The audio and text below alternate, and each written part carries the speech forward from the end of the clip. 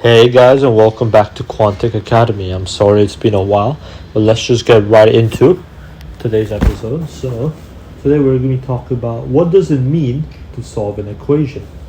Now, you've probably had equations like this. For example, 2x is equal to x minus 4, and you would solve it by rearranging, and you get that the solution is x equals to minus 4.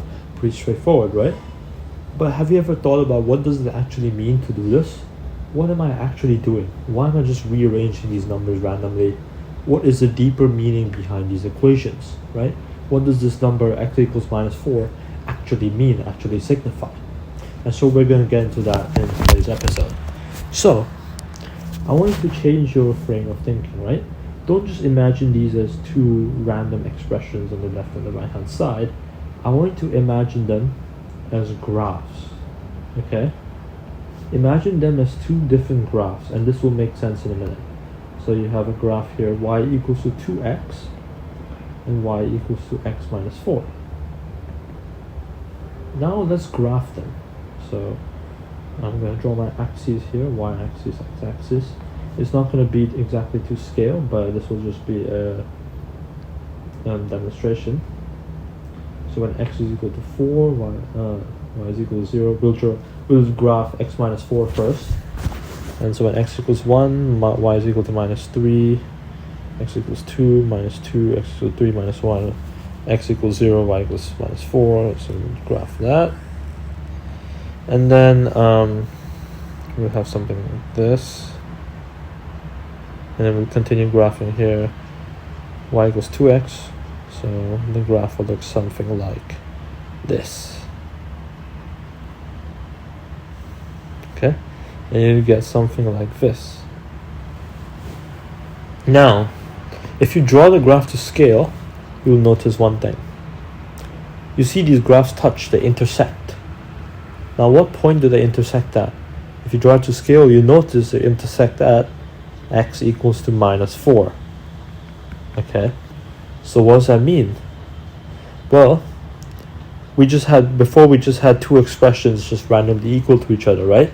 But if we frame it into the perspectives of graphs, now we're finding out when these graphs are equal to each other, right? So you have a graph here, and you have a graph here. You want to find out when these lines are going to be equal to each other, meaning when do they cross, right? Because when the lines are equal, that's when they cross. And so that basically gives you the point of intersection. So solving an equation actually tells you the point of intersection between the two graphs. That's what it means to solve an equation. So, for example, if you're going to solve another equation like x squared minus 3x minus 2 is equal to x plus 1. Now, this might be pretty straightforward, right? You just rearrange and use the quadratic formula to solve it. However, if we look at it in terms of graphs, the solution should tell us the points where the graph cross. If we don't want to calculate the solution, we can just draw the graph. So if we draw the graph, it'll look something like, so x equals 0 will be y equals minus 2. X equals to 1, it'll be y equals to minus 4. X equals to 2, that would be y equals to minus 4 as well. And then you get a graph like this, right? I'm not going to draw the full thing to scale, but you get the gist of it. And then we're going to draw the other graph, y equals to x plus 1. And so that'll look something like this. It'll look something like this. And oh, look at that. They cross here and they cross here. And remember what we said, when they cross, that's a solution to the equation. So when these two graphs cross, there's a solution to this equation. And so we get two solutions. Would you have guessed there's two solutions? Yeah, probably. You could probably tell because of the quadratic formula. However, this shows why there are two solutions. There's a solution here and a solution here. And if you find the x coordinate, that'll give you the x value and the x value here, right? So that's how you can find solutions to equations. So why would this be useful? Well, if you have a complicated equation, right, and you don't know how many solutions there are, you don't know what the solutions are, then you can use a calculator right? Or you can use something like this if you don't have a calculator on hand. This is a useful mathematical technique to find solutions to equations that may not be so easy to solve. For example, how would you solve this equation e to the x is equal to x? You can't solve it with any algebraic techniques we use, right? You can try to take ln of both sides, but then you get something that you probably don't know how to deal with. And so what you can do is you can graph these equations. So let's graph y equals x. It looks something like this. Let's graph e to the x. So when x equals to 1, y equals to 1. This is y equals to x. Let's graph e to the x. So when x equals to 0, y equals to 1. E to the power of 1 would be 2.7, would be something like here. And then it'll look something like this, an exponential graph. Oh, but look, if you draw those graphs to scale, you notice one thing. They don't cross. E to the x is here, and y equals to x is here. They never meet, they never touch, they never intersect. And so what does that mean? That means there's no solution to the equation, because remember what I told you, the solution directly correlates to whether or not they intersect, right? If an equation has a solution, that means that's where the graph intersects. So if it doesn't have a solution, then the graphs don't intersect at all. And so e to the x and x, they never touch. And so this equation, e to the x equals x, has no real solution. No real solution. And we say no real solution because it could have complex number solutions. However, in the real number line, we're dealing with real numbers here, which is like 1, 2, 3, 4. Basically anything that's not a complex number, there's no solution. You could probably not tell just by looking at it, right? You would probably never be able to tell. But there's no solution. Interesting.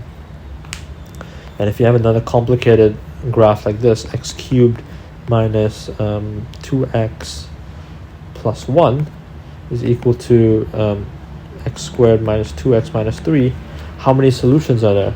Well, you would probably have to try and solve this cubic equation, but let me tell you, it's very difficult to solve cubic equations. What you can do is graph it. You'll probably get something like this. Now, it's not exactly the scale, it's just an illustration. You'll probably get something like this. And would you look at that? 1, 2, 3 solutions. Would you have gotten that from this? Maybe, right? But it would be very difficult. This just tells you directly there's 3 solutions. If you want to know what the values of those solutions are, you can approximate it. You can draw the graph to scale and then look at what x coordinate they intersect, right? So if I drew the graph to scale, I just need to find this point of intersection and just look at the x value here, and that'll give me one solution. Look at the x value here, give me the other solution, and then here the third solution. And so that's how we can solve these more complex equations, right? So if you're wondering how you can solve this, right, and usually they'll say solve by graphing. That's how you solve by graphing. Because solving an equation, what it means to solve an equation is just to find their point of intersection. That's what it means. So no matter how complex the equation is, all it comes down to is finding their point of intersection. Because now let me tell you why that's true mathematically. If you have an equation y equals to 2x and y equals to x squared minus x minus 3, right? When the equations are equal, when you have 2x is equal to x squared minus 3, that only happens when the y values are equal, right? And so that means they're the same height. And the x values are also equal there. And you're trying to find the same, sorry, let me explain that more clearly. When you set these equal to each other, you're basically saying they have the same y value, right? Because y here, you can substitute it directly into the other thing. And so what you're trying to do now is you're trying to find the x value such that they have the same y value, meaning they intersect. Simple as that, right? Okay. And so what does it mean to find the root of a graph, right? Root of a function, root of an equation. So let's say the question asks to find the root of this equation. How would you do that? Well, it might be quite difficult. But if you graph it, you probably get something like this. How many roots? Well, okay, so we graphed this part already, right? That's this thing. This right-hand side will just be y equals 0. That's literally it. So all we're doing is graphing y equals to 0. And that'll just be the x-axis. So we're just trying to see when it intersects the x-axis. That's why the solution to this equation gives you the roots. That's why the roots is just a solution to the equation f of x equals 0. You're just finding when the function equals to 0, when the y value of the function equals 0, and that's the root. Okay? Now you have a similar thing for inequality, but inequality you're just looking at the regions that are bigger than. So for example, if you had e to the x equals x here, now suppose I had e to the x greater than x, and I find the range of x values that satisfy this inequality. Well, we already drew the graph, and as we can see from the graph, e to the x is always bigger than x. So no matter what value of x we take, it's always going to satisfy the inequality. E to the x is always bigger than x. You couldn't tell just from solving it like that. You have to have looked at the graph to find the solution. Okay? So that is what it means to solve an equation. And one more thing. They might give you something like, they might give you something like this. They might give you the graph x fourths minus 2x squared plus 3x plus 3. Okay, they might give you a graph like this. Okay, and they might give you it looks something like this. Let's just say it looks something like this. It might not. I'm just illustrating. And now they might tell you to find something like x fourths minus 2x squared plus 5x plus 5 equals 0. They might tell you to solve this equation. How do you do that? Well, remember what I told you about what solving equations look like? Mean. What do solving equations mean? It basically means you're finding the x value at the point of intersection. Now you can try and graph this thing, but I wouldn't recommend doing that. You already have this graph. Notice these two graphs are very similar. They both have x squared, x to the power 4, and they both have minus 2x squared. So what you can do is actually just rearrange this thing. So remember, solving an equation, it just boils down to graphing two curves. And if we already have one curve, we want to make this easy as possible by just graphing one more curve. And so how do we do that? We want one side to be equal to this.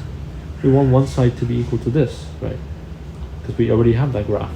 So if we have one side is equal to this, what should we have on the other side so that we can still get this equation, which is the one we're actually trying to solve? Well, then on the other side, we should have minus 2x minus 2. Why? Because if I bring this over, it becomes plus 2x plus 2, and then 3x plus 2x is 5x, 3 plus 2 is 5, and boom, there we go, we got the equation that we're trying to solve, but we wrote it in terms of this curve, because we already have this curve. And so now if I want to try and find this equation, if I want to try and find the solution to this equation, which is the solution to this equation, I've already graphed this. This graph was already given to me. So I just need to graph this thing. Y equals minus 2x minus 2 will look something like this, and boom, I can, that's not curve. And boom, I can tell, oh, one solution, two solutions, okay, and then I can approximate them to find the actual solution.